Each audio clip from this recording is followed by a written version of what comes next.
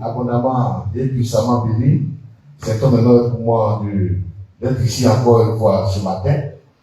Et comme vous le savez, avant d'entrer donc dans le vif du sujet, nous avons notre coutume de faire la prière des saints avant tout début de notre table ronde ou focus.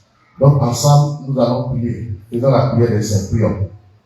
Dieu béni, nous te disons merci. Merci car nous sommes saints et nous marchons en toute droiture sur le chemin que tu as fait passer par ton oint, frère Christ Moïse, le Fils de l'homme. Merci pour notre sainteté, merci pour tout car nous sommes sans tâche ni rite et il t'a plu, Seigneur, de faire de nous des saints engendrés par frère Christ Moïse, le Fils de l'homme. Merci pour toutes ces grâces, merci pour toutes ces choses et nous te sommes infiniment reconnaissants. À présent, nous allons faire notre table ronde, conduire toutes choses et que ton feu divin règne chez nous. Amen. Amen. Voilà. Donc, le thème d'aujourd'hui, il est tout aussi croustillant comme les autres thèmes que nous avons développés jusque-là.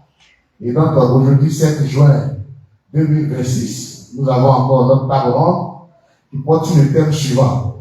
Pourquoi la Bible, lui, c'est bon, n'est pas une véritable parole de Dieu? Pourquoi la Bible, lui, c'est bon, n'est pas une véritable parole de Dieu? La question commence par pourquoi. Ça veut dire que nous allons démontrer. Ça veut dire que nous avons affirmé quelque chose et nous allons démontrer pourquoi nous le disons. Voilà. Et donc, c'est avec plaisir que j'accueille ici nos deux panélistes. Je commence donc par le pasteur Caleb. Si le pasteur Caleb est là, il entre. Et sous vos ovations, bien sûr. Pasteur Caleb, bonne arrivée. Merci pour l'habitude que vous nous faites de répondre présent à chaque fois que nous vous sollicitons. Bonne arrivée, pasteur Caleb. Merci. Et Dieu te bénisse abondamment. Voilà, les panélistes, ce sont deux. Et donc, je prends plaisir à appeler ici maintenant le deuxième panéliste que vous connaissez certainement, évangéliste Ange Kwasi. Voilà, le tout brillant évangéliste Ange Kwasi. Voilà, qui rentre donc sous vos ovations. Bonne arrivée, Ange Kwasi. Voilà. Merci donc de répondre présent à notre invitation. Aujourd'hui, nous avons un thème puissant, évocateur. Nous touchons à un élément fondamental de beaucoup de chrétiens. Voilà, la Bible, qui est l'absolu de beaucoup de personnes. Vous le savez. Et donc, aujourd'hui, c'est ce à quoi nous allons donc toucher. Pourquoi la Bible, lui, second, n'est pas une véritable parole de Dieu? Évangéliste Ange Kwasi, la question est posée. Vos premières impressions. Merci, ancien Richard. Que Dieu soit béni. Bonjour à toutes les épouses ivoiriennes. Bonjour également à tous nos internautes qui nous suivent. Pourquoi la Bible, lui second, n'est pas une véritable parole de Dieu? Les chrétiens dans leur grande majorité disent que la Bible est la parole de Dieu. Mais nous disons à la langue fraîche que la Bible, toute version confondue, n'est pas la parole de Dieu. Et aujourd'hui, on va s'appuyer essentiellement sur la Bible, lui second, la version lui second. Pourquoi elle ne peut pas être une véritable parole de Dieu? Et on a assez d'éléments. Et tout à l'heure, ancien Richard, on va en parler. Merci. Voilà, merci. Et vous faites bien de faire la précision, parce que effectivement, il y a beaucoup de versions de la Bible, n'est-ce pas, pasteur Caleb? Il paraît qu'il y en a 2777 versions. Effectivement, il y a plusieurs versions de la Bible. Et cette multitude de versions-là pose un problème. Oui. Ça soulève un problème. Puisque dans l'ensemble, là, les évangélistes, les évangéliques, surtout eux, qui prêchent que la Bible est la parole de Dieu. Oui. Alors, s'il y a plusieurs versions de Bible, laquelle est la parole de Dieu? Puisqu'il y a plusieurs versions. Nous avons David, Louis II, oui. Roi Jacques, oui. Martin, il y a plusieurs versions. Laquelle est la parole de Dieu? Vous ne citez que cela. Ah, déjà, cette multitude de versions de Bible pose déjà un problème. Bon, nous nous concentrons spécialement sur la Bible, Louis II, qui elle-même pose d'énormes problèmes Non aussi. problème. Voilà. Alors, merci beaucoup. Le quoi il est planté, l'évangéliste Anne Kwasi. Louis II, quel est le problème avec Louis II? La Bible, Louis II. Mais C'est considéré par beaucoup d'hommes comme étant la parole de Dieu. oui. Louis II, le problème avec Louis II, c'est que cette version de Bible a subi plusieurs révisions. Plusieurs révisions. Et on en a dénombré 5 grandes révisions de la Bible Louis II. Donc le principe est très simple. Hein. Si la Bible Louis II est une véritable parole de Dieu, pourquoi la révise-t-on? Les différentes révisions de la Bible Louis II montrent qu'elle n'est pas une véritable parole de Dieu. Elle a donc été révisée beaucoup de fois. Elle a été révisée plusieurs fois. Tout à l'heure, je vais donner les dates, Oui. les différentes révisions. Mais pour le moment, je suis en train de montrer quelque chose. Oui. Si on modifie, si on corrige, si on ajoute, si on déplace, Oui. c'est parce que quelque part, on trouve que c'est pas parfait. Oui. Oui. Oui. Voilà. Et qu'on ajoute. Et qui sont ceux qui ajoutent? Ce sont des hommes qui n'ont pas été faits Dieu par Dieu, Oui. qui retranchent à la parole de Dieu et qui ajoutent à la parole de Dieu. Donc, ça prouve que la Bible Louis II n'est pas une véritable parole de Dieu. Oui. Parce qu'aucun homme de chair et de sang ne peut retrancher quelque chose à la parole de Dieu. C'est pas possible. Oui. Voilà. Et c'est ce qu'on constate dans la Bible Louis II. Et voici les différentes dates. Oui, oui, les différentes dates des révisions. Des révisions. Oui, des révisions. Voilà, de la Bible Louis II. Tout à l'heure, j'ai dit, elle a été révisée 5 fois. 5 fois. Première révision, en 1910. 1910. En 1910, le monsieur a pris le soin d'écrire sa Bible de 1873 à 1880. Oui. Il a fini d'écrire sa Bible. Et en 1910, les gens se lèvent pour réviser la toute première fois la Bible Louis II. Donc, première révision, 1910. Je rappelle que le monsieur est mort en 1885. Donc, c'est après sa mort. 1885, le monsieur est mort. Oui, oui. En 1910, première révision. Deuxième révision. En 1962. Oui. Troisième révision, 1975. 1975. Quatrième révision, 1978. 1978. Et la dernière révision, c'est en 2021 que ça a eu lieu. Ah, 2021. Tout près ici. 2021, tout près ici. Dieu a continué à parler. 2021 ici là. Dieu nous donne encore une nouvelle parole. Oui. Lui second 21. Il y Donc, vous a voyez, à peine 6 ans maintenant. oui, à peine 6 ans. Oh, oui. 5-6 ans même, on peut dire Oui, 5 7 ans. ans. Oui, 7 ans, oui. Donc, tout cela mis ensemble, la Bible seconde, nous disons oui fort qu'elle n'est pas une véritable parole de Dieu. Parce que les gens la révisent comme ils veulent. Et c'est le même matin, ils la révisent. S'il y a un mot qui est là qui ne les arrange pas, ils enlèvent, ils ajoutent le mot qui les arrange. Et c'est ce qui est constaté dans cette Bible. Donc elle ne peut pas être une véritable parole de Dieu. Voici une des raisons clés. Oui, oui, oui. Voilà. Merci, Ancien Richard. Merci beaucoup, évangéliste Anne Kwasi. Vous avez parlé avec précision, avec des dates. Ça, c'est des choses qui sont manifestes, on ne peut pas discuter, n'est-ce pas? Voilà. Alors, je viens à vous, pasteur Caleb. Déjà, la parole de Dieu est révisée au moins 5 fois. Ça pose problème. Ça pose problème. Oui. Je remercie l'évangéliste Kwasi qui a mis le pied dans le plat. Et je voulais soulever une autre question qui a un rapport avec tout ce qu'il a dit. Voyez-vous, ils disent que la Bible, lui, c'est est la parole de Dieu. Oui. Cette Bible a été révisée et révisée. Alors, qui est assez loin Oui. pour réviser la parole de Dieu? Oui. Quel homme est assez loin pour réviser la parole de Dieu? Oui. Comprenez-vous? Certainement, peut-être aujourd'hui même, qu'il prépare une autre révision Oui. de cette Bible. Voyez-vous? La Bible seconde ne peut pas être la parole de Dieu. Parce qu'elle a été révisée par des hommes. Finalement, ça devient une parole adaptée. Une parole adaptée. Oui. Et je vais aller encore plus C'est loin. l'adaptation, finalement. Chaque révision de la Bible seconde nous entraîne vers, c'est-à-dire nous entraîne vers nous conformer à une manière de voir la Bible. Comprenez? Oui. Je m'explique. Si par exemple, les gens parlent de Trinité, Oui. il y Oui. a 3 personnes en Dieu, Oui. un exemple, ils feront tout pour transformer les Écritures Oui. afin que ceux qui la lisent comprennent qu'il y a 3 personnes en Dieu. Ce qui est faux.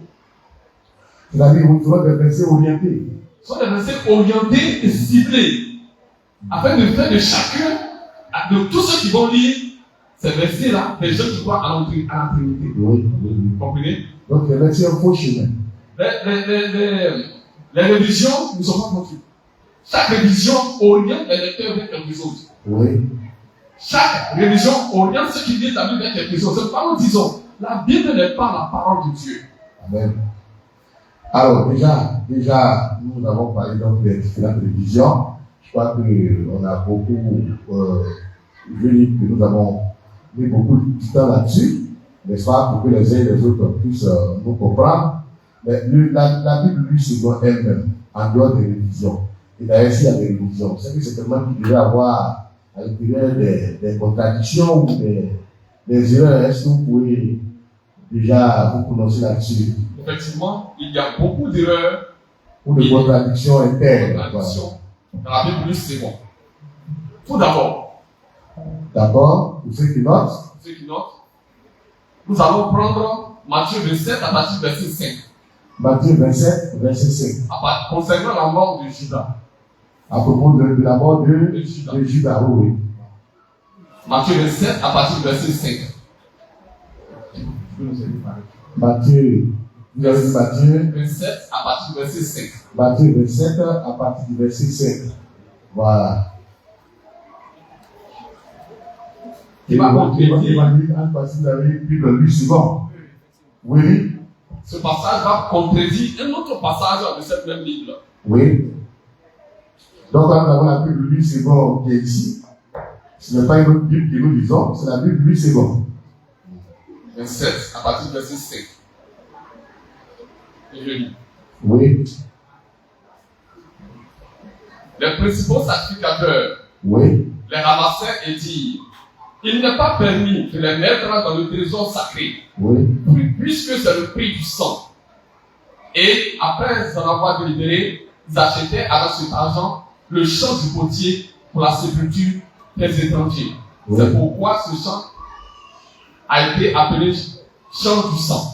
Oui. Vous comprenez? Oui. On va prendre acte 1 à partir du verset 15. Acte 1. À partir du verset 15. D'accord? Voilà, nous sommes en acte ici. 1 à partir du verset 15. Acte 1. Ceux qui prennent note, acte 1 à partir du verset 15. Il est écrit: en ce jour-là, Dans ces jours-là, Pierre se leva Pierre se leva au milieu des frères. au milieu des frères. Le nombre des personnes étant réunies étant d'environ 120. Le nombre de frères étant réduit étant d'environ 120. Et il dit: Et il dit, hommes frères, hommes frères, il paraît que s'accomplisse ce que le Saint-Esprit dans l'Écriture a annoncé d'avance oui, par la bouche de David au sujet de Judas, oui, qui a été guidé par ceux qui ont saisi Jésus. oui, Il était compté parmi nous. oui, Il n'avait pas au même ministère. oui, Cet homme, ayant acquis un champ avec le salaire du crime, oui, est tombé. d'accord. Ici, il est dit que Judas Oui. a acheté un champ Oui, avec l'argent du crime. oui, oui, L'autre côté, on nous dit que c'est les sacrificateurs qui ont acheté ce champ. c'est ça. Alors j'interroge la Bible version 1000 secondes. Lequel de ces passages dit la vérité? Oui. Quel est le verset qui dit la vérité? Qui a acheté concrètement Qui a acheté ce champ? Oui. Judas ou les principaux sacrificateurs? Oui. Et cette Bible est remplie de contradictions. Oui. Oui. Elle est remplie de contradictions. C'est pourquoi elle ne peut être la parole de Dieu. D'accord? On peut continuer. Vous l'avez dit à la question? Nous allons voir dans 1 Chronique 21 qui a incité David à faire le dénombrement du peuple d'Israël. Dieu ou Satan? 1 Chronique. 1 Chronique 21. Toujours dans la Bible, lui, c'est bon. Bible lui second, 1 Chronique 21. 1 Chronique 21.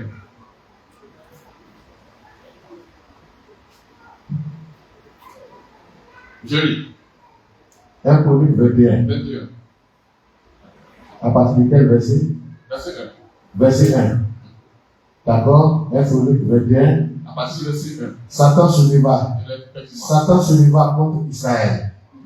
Et il excita David à faire le dénombrement d'Israël. Très bien. Dans ce passage, c'est Satan qui incite David. Satan qui ouait David pour faire un dénombrement. Oui. Voyez-vous? Oui. Et nous prenons 2 Samuel 24. 2 Samuel 24. 2 Samuel 24. Oui, à partir du verset 1. 2 Samuel 24. La colère de l'Éternel s'enflamma de nouveau contre Israël. Et il excita David contre eux. Dans 2 Samuel 24, c'est Dieu qui incite David à faire le dénombrement. Oui, en disant, va, Oui. faire le dénombrement d'Israël et de Juda. Lui second. Bible version lui second. Oui. De Dieu ou Satan. Qui a incité David à faire le dénombrement? Jusqu'aujourd'hui, on le saura. Pourquoi? C'est une contradiction qui est flagrante dans la Bible lui second. Oui, oui. Voyez-vous? La Bible seconde ne peut pas être la parole de Dieu. Elle est remplie de contradictions et de fausseté. Parce que les deux cas sont très différents. Il y a un premier cas où c'est Satan qui excite David à faire le dénombrement. Et ensuite, dans 2 Samuel 24 au verset 1, c'est plutôt Dieu qui excite David à faire le dénombrement. Et là, c'est grave. Là, c'est une question à poser aux défenseurs de la Bible plus seconde. Et ça, c'est des choses palpables. Ce n'est pas des choses que nous avons inventées. Concrète. Oui. Vous voyez? Ils défendent la Bible sans comprendre l'origine de la Bible. Oui. Vous voyez? C'est pourquoi les chrétiens. Et ça, c'est le détail majeur que vous donnez ce matin. C'est dommage. Oui. C'est dommage de faire de la Bible selon son absolu, D'accord. alors qu'elle est remplie de fausseté et de contradiction. D'accord. Merci beaucoup déjà. Alors, je viens à vous, évangéliste Ange Boissy. Si vous avez quelque chose à ajouter par rapport aux contradictions qu'on a au sein de la Bible, lui, c'est bon. Ok, merci ancien Richard. Mes contradictions vont se faire de de révision à révision.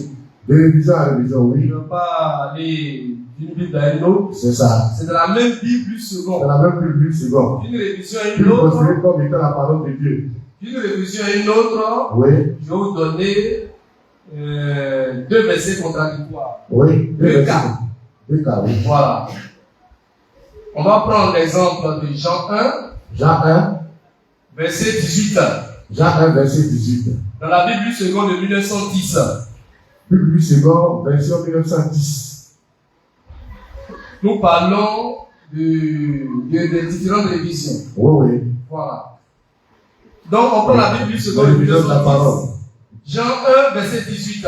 Oui. Qu'on lit. Personne n'a jamais vu Dieu. Le Fils unique qui est dans le sein du Père est celui qui l'a fait connaître. Oui. Jean 1, verset 18. Lui seconde 1910. Je le lis. Personne n'a jamais vu Dieu. Le Fils unique qui est dans le sein du Père est celui qui l'a fait connaître. Oui. Ok. Maintenant, on va prendre la même Bible seconde, La Bible second, mais la version révisée version révisée de 1975. de 1975. Celle qu'on appelle la Bible Scofield. Scofield, oui, oui. Et on va lire le même passage, Jean 1, 18. Jean 1, 18, le même passage. Personne n'a jamais vu Dieu. Oui. Dieu le Fils unique Oui.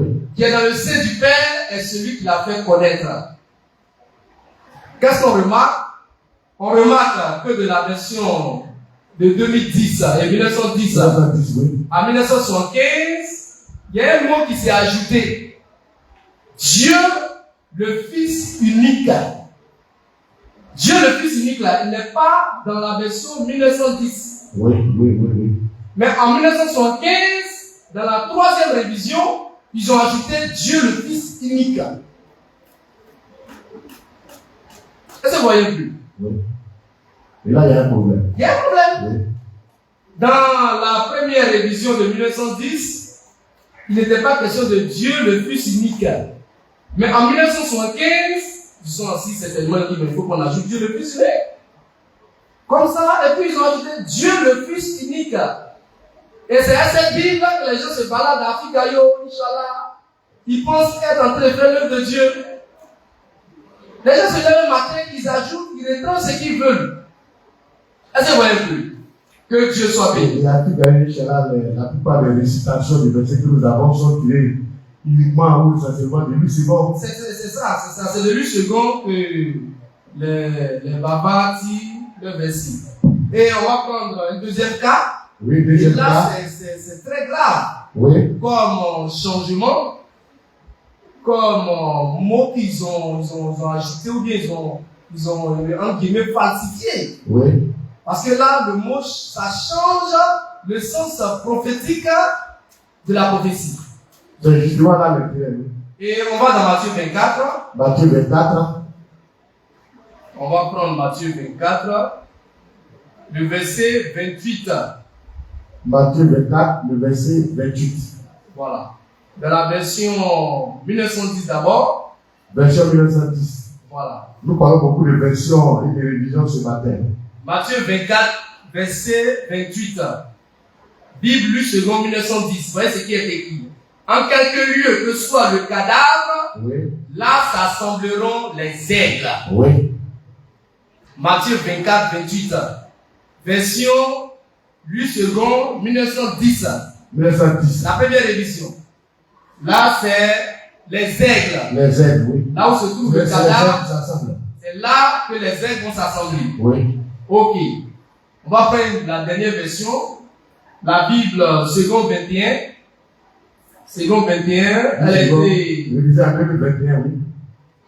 elle a été révisée, je crois, en 2007, mais c'est son nom qui est 21. Ah, d'accord. C'est le nom qui est 2021. Oui. Sinon, elle a été révisée en 2007. En 2007, oui. Bon, voilà, on corrige ça. D'accord. Et là-bas, voyez ce qui sera dit. Il dit quoi? En quelques lieux, En que quelques soit le cadavre, lieux, oui. là s'assembleront les vautours. Là, il y a un problème. Donc, la dernière révision de 2007, du second 21, Oui. a remplacé le terme aigle, le mot vautour. aigle par vautour. Or, si on vient au côté même physique, Oui. la nourriture que l'aigle mange et puis la nourriture que le vautour mange, c'est pas la même chose. Oui. Donc, là, il devait faire très attention, ceux qui ont Et révisé. prophétiquement, c'est carrément deux Et ça choses différentes. change Oui. le sens prophétique de la prophétie. C'est ça. C'est ça. On dit, là où est le cadavre, là s'assembleront les aigles. Oui. Les aigles, ils mangent la nourriture qui n'est pas décomposée. Oui, fraîche. La viande fraîche. Oui. Le sang frais. Oui. Mais le vautour, lui, c'est la nourriture qui est décomposée, la viande décomposée qu'il mange. Oui. Donc, c'est pas la même chose. Le vautour est lié à la production. Donc, en changeant le terme aigle en vautour, Oui. ils ont fait quelque chose de très grave. Oui. Fondamentalement, Et- ça change tout. Ça change tout, effectivement. Ceux qui prêchent aujourd'hui, qui utilisent le second 21, pour dire en quelque lieu que ce soit le cadavre, là, s'assembleront les vautours, il est dans le décor. Parce que le terme qui est approprié ici, c'est pas vautour, c'est aigle. Oui. Et cette écriture rejoint l'écriture de Job 39, verset 33. Car c'est une prophétie. C'est une prophétie. Parce qu'ici, nous sommes assemblés autour du cadavre, effectivement. Nous ne Oui, sommes pas de ici- vautours, attention. Non, ici nous sommes des aigles. Voilà. Sacha. Justement. Ici, il n'y a pas de vautour. Oui. quand même les vautours essayent de venir, ils ne peuvent pas tenir. Oui, oui. Voilà, quand ils voient que la Bible n'est pas la parole de Dieu, Oui. ils se cherchent. Voilà. C'est comme ça. Parce que nous montons dans les On hauteurs. monte dans les hauteurs à un C'est là certain qu'il faut niveau, tout, on commence à battre d'ailes et puis descendre. Oui. Et donc, vous dites que ces révisions-là causent beaucoup de tort. Et en ce qui concerne Matthieu 24, 28, c'est très très grave. Oui. Parce que ça dénature tout. Ça dénature tout, ça change tout. On dit en quelque lieu que soit le cadavre, là ça semblerait les aigles. Ils se lèvent le matin et disent en quelque lieu que soit le cadavre, là ça semblerait le vautour. Et là ça a changé tout. Oui, effectivement. Et celui qui n'est pas spirituel, il prend ses versets, il prêche. Oui. Or là, ça change tout. Et c'est ce type de versets-là qui sont beaucoup Voilà. récités à Figaro et Inch'Allah. Oui. Mais c'est dommage parce que les gens n'ont pas la révélation, Oui. ils n'ont pas la connaissance, Oui. ils n'ont pas la révélation de la parole de Dieu. Oui. Donc ils disent n'importe quoi. Oui. Donc quand on parle de révision, vous voyez combien de fois c'est dangereux. Les gens révisent au lieu de s'améliorer, ils vont de mal en pire. En apportant des thèmes qui ne sont pas de la Oui, prophétie. ce ne sont pas des thèmes à Donc, appropriés. Ancien Richard, Oui. voici un peu, en ce qui concerne les contradictions, ce que je voulais dire. Merci. Merci beaucoup, évangéliste Franck Poissy, pour cette brillante intervention. Alors, pasteur Caleb, tout est clair de ce côté-là, naturellement, hein, avec tout ce que nous avons entendu. Et nous avons pu mesurer aussi la gravité des choses. Parce que aigle et vautour, c'est deux choses qui sont complètement différentes. N'est-ce pas? Alors, on parle beaucoup de la Bible du second. On est en train de démontrer que ce n'est pas la parole de Dieu. Ce n'est pas tel que notre terme le dégage. Hein. Donc, la Bible du second n'est pas une véritable parole de Dieu. N'est-ce pas? Alors, je voudrais venir à vous. Il faut aussi qu'on puisse savoir quelle est donc la véritable parole de Dieu. C'est aussi un autre pan de notre intervention ce matin. Amen. Voilà. Alors, si la Bible second n'est pas la parole de Dieu, mais qui est la parole de Dieu? Qui est la parole de Dieu? Qui est la parole de Dieu? Parce que la parole de Dieu existe. Oui. La parole de Dieu est. Et oui, qui est la parole de Qui est Dieu? la parole de Dieu? D'accord? Qui est donc la parole de Dieu? Qui est donc la parole de Dieu? Nous allons prendre Apocalypse 19, verset 11. Apocalypse 19, verset 11. On apprend les questions, parce que tout à l'heure, on va passer aux questions. Et on a deux exégètes, donc, qui sont prêts à donner donc, tous les détails liés à vos préoccupations. Voilà, donc, 19 au verset 11. pardon, on peut le lire sur le verset. Là, il y a Apocalypse 19 Apocalypse 19, au verset 11. au verset 11, pour ceux qui prennent note. Qui est la parole de Dieu? Qui est la parole de Dieu? Et je vis le ciel ouvert, Oui, et voici voici un cheval blanc. un cheval blanc. Et celui qui était assis dessus Oui, est fidèle et véritable. fidèle et véritable. Et c'est avec justice qu'il juge et qu'il combat. Oui, Or, ses yeux, c'était comme une flamme de feu. oui, Et sur sa tête, il y avait plusieurs diadèmes. oui, Il avait un nom écrit que personne ne connaît, oui, que lui-même. oui, Et il était revêtu d'un vêtement teint de sang. oui. Et le nom dont il a été appelé est la parole de Dieu. La parole de Dieu.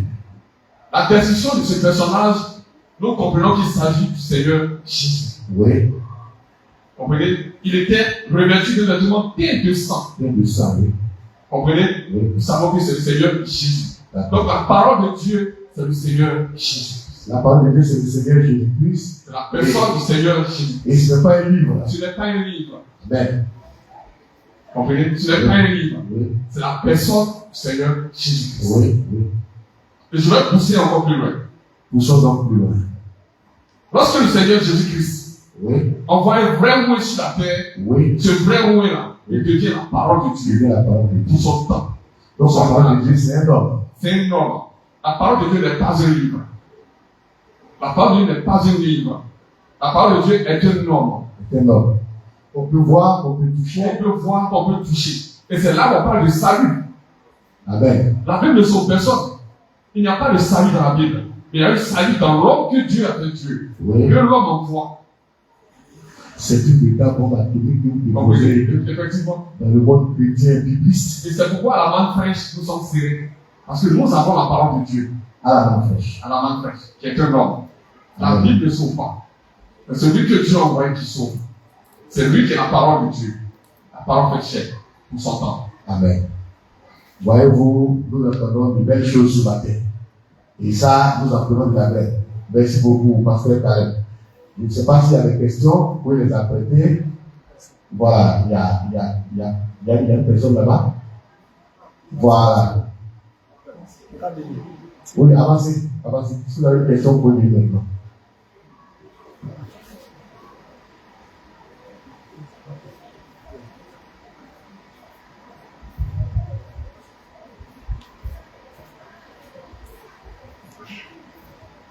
Voilà, s'il y a d'autres qui veulent poser des questions, après tu vas vous lever la main et puis vous avancez tranquillement.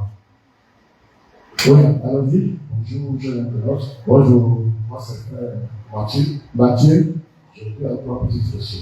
tu as trois petites questions. Voilà. Donc Mathieu a beaucoup de questions. Ma première question est que si la Bible n'est pas la parole de Dieu, Oui. mais qu'est-ce que la parole de Dieu font dans la Bible? Si la Bible n'est pas la parole de Dieu, vous revenez sur la question. Qu'est-ce que la parole de Dieu font dans cette Bible? Ou bien Dieu peut se mélanger au faux? Ah, d'accord. Ma deuxième question. Tout à l'heure, le pasteur a dit que la parole de Dieu, c'est. Si on peut répondre à votre question, vous avez demandé. Ma première question Oh, la première est question. si la Bible n'est pas la parole de Si Dieu. la Bible n'est pas la parole de Dieu, oui. Pourtant, on dit toute la parole de Dieu. Dans ce cas, qu'est-ce que la parole de Dieu font dans la Bible?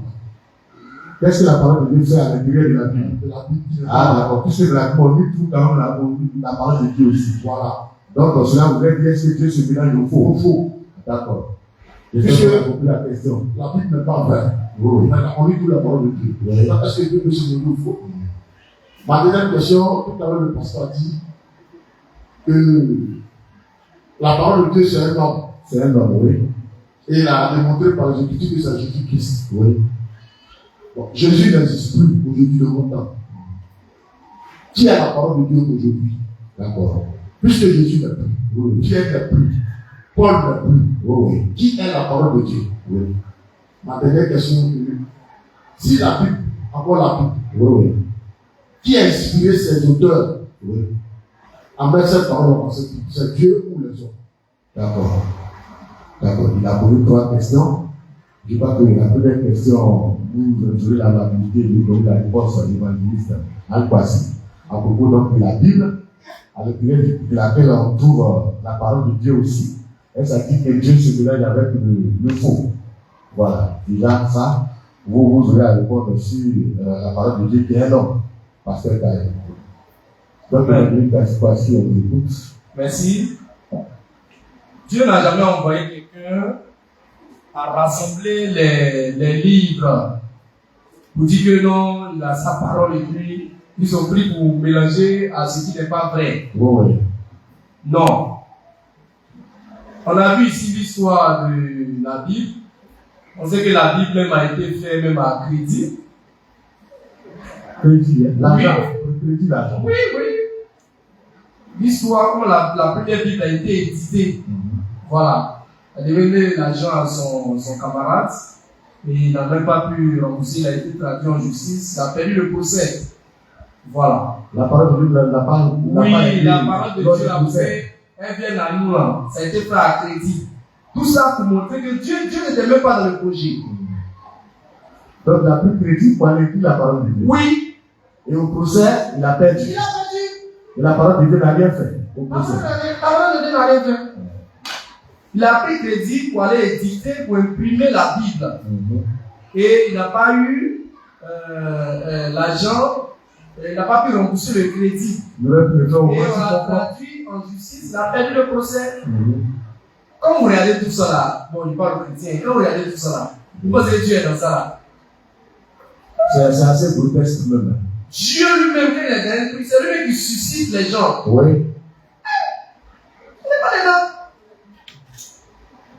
Donc, les versets, les paroles qui sont inspirées de Dieu, que les gens ont rassemblées dans un livre, et puis il y a d'autres paroles qui sont pas inspirées avec de les Dieu. autres paroles. C'est pas Dieu qui a fait tout ça. Paul dit que toute écriture est inspirée de Dieu. Nous on dit toute écriture n'est pas inspirée de Dieu. Oui. Parce qu'il y a des écritures non inspirées de Dieu dans la Bible. Dans la Bible. Voilà. Donc le rassemblement qui a été fait, la preuve, il y a des versets que les gens n'ont pas pris. Eux, ils ont jugé que c'est pas juste, c'est pas trop clair. Vous pouvez mettre des évangiles apocryphes. Voilà. Et ils disent non, ça, on met ça de côté. Ça a été retiré quand même. Ce sont les hommes qui ont décidé. Et Dieu les regarde, les laisse faire. Parce que ce n'est pas sa parole. Sa parole se révèle d'âge en âge. Ouais. D'âge en âge. Mais attends, quand Moïse partait vers les enfants d'Israël, il partait avec quelle Bible? C'est ça. Il est parti à la parole de Dieu. Quand Pierre, le jour de la Pentecôte, s'adressait aux gens, il regardait dans quelle Bible? Il parlait, la parole était là, elle était chère, se déployait. Aujourd'hui, c'est la même chose. Quand la parole se déploie là, c'est pas dans le livre, non. Elle est là, elle est manifestée, elle se déploie. Oui. Voilà. Et c'est ça qui est la parole de Dieu. Tout à l'heure, le pasteur l'a dit. La parole de Dieu, c'est un nom. C'est Jésus-Christ, mais c'est celui en qui Jésus-Christ va tabernacler pleinement. Oui. À chaque âge. C'est lui qui est la parole de Dieu. Donc, on laisse les écrits là, et puis on avance. Oui. Merci. Merci. Et d'ailleurs, on veut rappeler qu'au moment où Dieu a levé Enoch, la Bible n'existait même pas encore. Voilà. Parce qu'il y en a aussi qui pensent que tout a commencé avec ce document. Voilà. Alors, il a posé plusieurs questions. Hein. Donc, vous avez une réponse à nous donner par rapport à Dieu. Voilà. Qui est la parole de Dieu? Voilà. Qui est la parole de Dieu? Oui. Qui est la parole de Dieu? Aujourd'hui. Oui. Alors, je vais lire l'évangile de Jean. Je vais commencer là. D'accord. Il est écrit, au commencement était la parole était Dieu, et la parole était avec Dieu. Oui. Vous comprenez? Lorsqu'on arrive au verset 14, il est écrit, et la parole a été faite chair. La parole a été faite chair. La parole a été faite chair. Chair. Oui. La parole est devenue un homme. Oui. La parole est devenue chair. La Bible n'est jamais devenue chair. Oui. Oui. C'est pourquoi elle n'est pas la parole de Dieu. Mais la parole peut devenir chair. La parole peut devenir chair. La parole peut devenir homme. Oh, oui. Vous comprenez? Ici, on parle de Jésus. Oui. Et après Jésus, il y a eu d'autres paroles de Dieu. Oui. On dit même qu'elle a habité parmi nous. Vous comprenez? Elle a habité parmi nous. Oui. Donc la Bible ne peut jamais être chair, mais la parole peut être manifestée en chair. Oui. Ça, je pose ce principe-là d'abord. Et l'apôtre Pierre, il était la parole de son temps. Oui. C'est pourquoi il a pu corriger ce que Jésus a dit.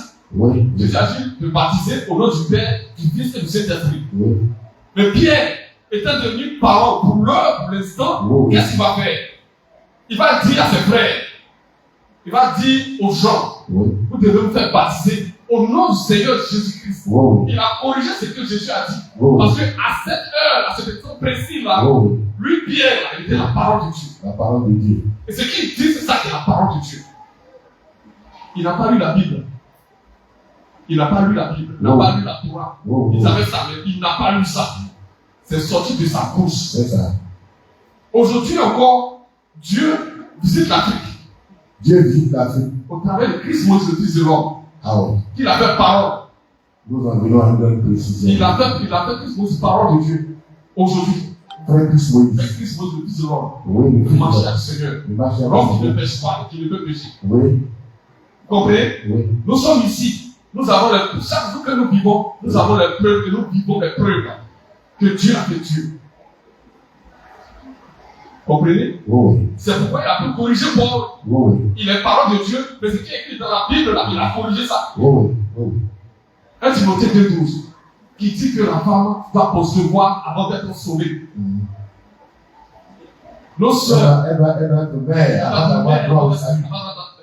vous comprenez? Oui. Parce que nos Et sœurs ça, c'est grave. qui ne sont pas mariées, qui ne connaissent pas d'homme, qui n'ont pas encore fait d'enfant, elles ne sont pas encore sauvées. Jusqu'à ce qu'elles accouchent. Vous comprenez? C'est grave. Oui. Et la parole a dit non. Quand je parle de la parole, je ne parle pas de la Bible. Oh. La parole, Christ Moïse, il a dit non. Ce que Paul a dit là, c'est pas vrai. Et ça, c'est écrit dans la Bible 8 secondes. Effectivement. C'est des choses pour lesquelles nous sommes là ce matin. Vous comprenez? Donc la parole est un nom. La parole, c'est Christ Moïse, le Fils de l'homme, aujourd'hui. Et c'est qui sort de sa bouche, c'est ça qui sauve. Oui. C'est qui sort de sa bouche, c'est ça qui perfectionne. Oui. Mais pourquoi nous ne péchons pas? Pourquoi ne prêchons pas? Parce que ce qui nous enseigne, la parole que nous avons reçue de lui là, ça ne vient pas de la terre, ça vient du ciel, et des paroles de Dieu. Donc ce qu'il enseigne là, fais des gens des saints, fais des gens perfectionnés qui ne peuvent pécher. Amen. Ça ne vient pas de la Bible. Ce n'est pas de la Bible. Oui. Ce que la parole dit ne vient pas de la Bible. Comprenez? Que Dieu vous bénisse. Amen. Donc la parole de Dieu, c'est un homme. Voilà. Et un homme assez loin, un homme, la parole de Dieu fait chair, est une dynamique qui peut donc corriger la Bible. Voilà, c'est important, c'est essentiel de retenir cela. Je ne sais pas s'il y a des questions. Est-ce qu'il y a une question? N'hésitez pas à poser des questions s'il y en a. Je crois que je vois une main là-bas ou... Non. Est-ce qu'il y a une question? Voilà. Alors, évangéliste Anne Kwasi, nous avançons allègrement vers la fin de cette table ronde. Déjà, qu'est-ce que vous pouvez nous dire? Que peut-on retenir globalement de votre côté? Ok, merci l'ancien Richard. Comme mot de fin, je voulais dire à tous ceux qui nous suivent que la Bible seconde n'est pas une véritable parole de Dieu. Amen. Voilà. Parce que déjà, comme toutes les autres Bibles, elles contiennent des erreurs, Oui. des contradictions. Oui. Et ce qui est plus grave avec la Bible seconde, c'est que elle a été plusieurs fois révisée. Révisez. 5 révisions, elle seule, pour la même Bible. Ça prouve qu'elle n'est pas une véritable parole de Dieu. Le massé ne sont pas suppléments. Et les révisions, il y a des révisions qui ont, je vais dire, envoyé les auteurs même dans le décor carrément. Oui. On a vu avec Matthieu 24, 28. Oui. La version seconde 21 de 2007 Oui. a carrément remplacé le terme aigle par vautour. Par vautour aussi. Ce qui a changé le sens spirituel Oui. et prophétique de la prophétie. Et ça, c'est grave. Et ça, c'est très grave. Oui. Parce que pourquoi il ne peut pas être une véritable parole de Dieu. Amen. Merci, ancien Richard. Amen. Merci, évangéliste Anne Kwasi. Merci pour tout. Alors, pasteur Caleb, je crois que nous allons effectuer notre petite affaire. De votre point, votre dernier point. Le dernier point, c'est que la Bible dans lui seconde n'est pas la parole de Dieu. La Bible seconde n'est pas la parole de Dieu. Elle ne peut être la parole de Dieu. Oui. Elle est muette. Elle est bien. Elle est morte. Elle est lettre morte. Oui. Or, la parole de Dieu, elle est vivante. Elle est vivante. Elle parle.